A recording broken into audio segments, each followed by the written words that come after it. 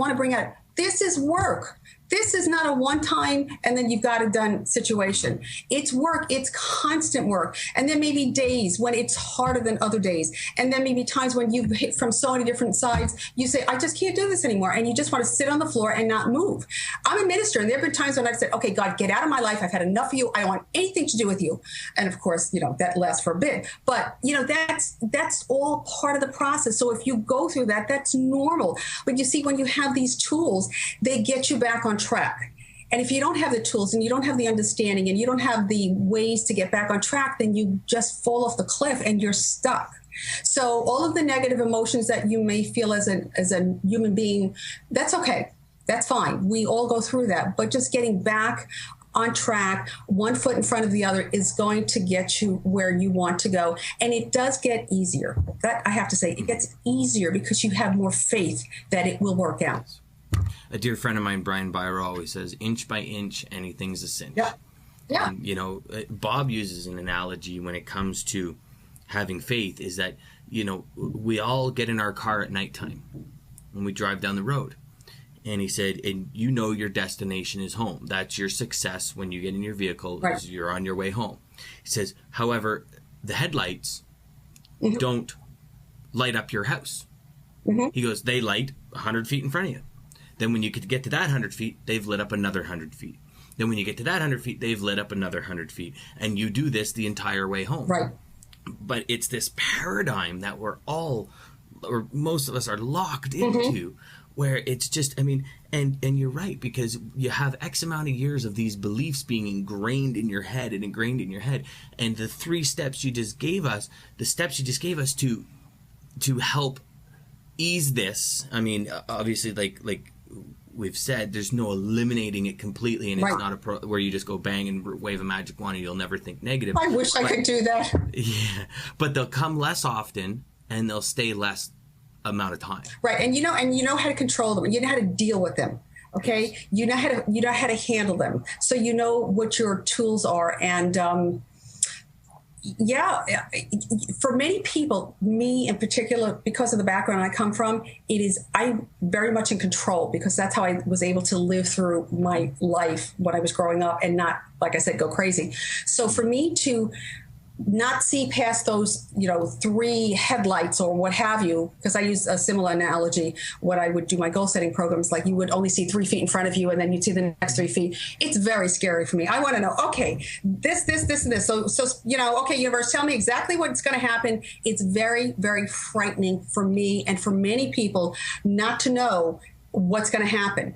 But the more you have experiences where, again, going back to where the universe was there to support you, the more you can remember that, the more you build on that, the easier it becomes to say, okay, well, I'm going to get in my car and I'm going to trust that just little by little, my headlights are going to get me back home.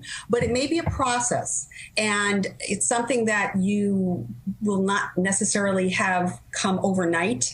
And even if you've achieved it in certain areas, in different areas, you might find that you're like falling apart. So just keep on working with it, keep on working with it, keep on working with it.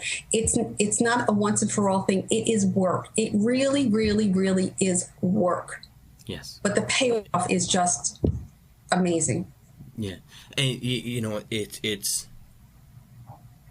the life you want in the end if you put the work in. Mm-hmm. And it's like anything. If you go to work in your job every day and don't do your job, you won't have a job very long. That's right. If you don't put in work as a parent, you won't have children very long. A great analogy is if you go and get married and you tell your wife or your husband, I'll give it a shot. I bet you there's not going to be too long before there's going to be a need for lawyers in your life to settle some disputes between your spouse and you, because you go in and it's sickness and health, mm-hmm. life or death. I love you, and that's it. And that philosophy should be taken for every aspect of your life. Do you agree? Yeah, it's work. Like I said, I'll be married 32 years. And there have been times of I remember right after I got married, the day after, I said, what in heaven did I do? What did I do? Am I crazy? Remember, my paradigm of a marriage is not something that was really, really positive. And it's work. It is work. It's prioritizing. It's respecting people. And anything that that is important to you requires dedication, and it requires self-discipline. I think that's really, really important. It's self-discipline to do this, whether you want to do it or you don't want to do it, to pay attention to what you're thinking, not allow it to go off the cliff. It's that constant self-awareness. It's the self-discipline. It's the action planning. It's the doing. It's the constant process that you go through, and that gets you forward. And sometimes, like, as I said, it's harder than others.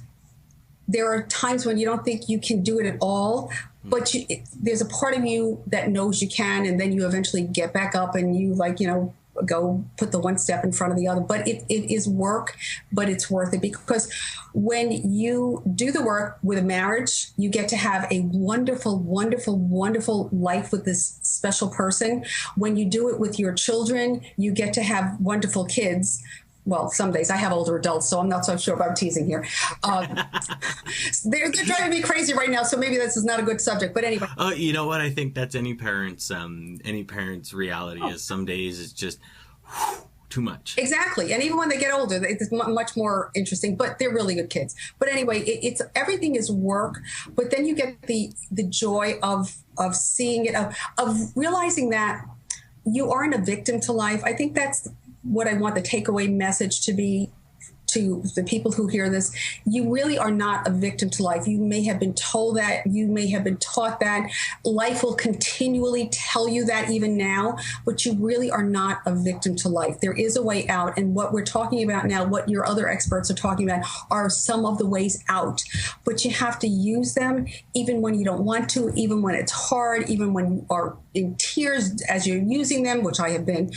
You still do it, because trust that you will get to the other side. Trust that you will get to the life that you want. And it's a way of life. It's not something you do. It's something you are. It's who you are. Thank you, Della. That is truly amazing. It really is.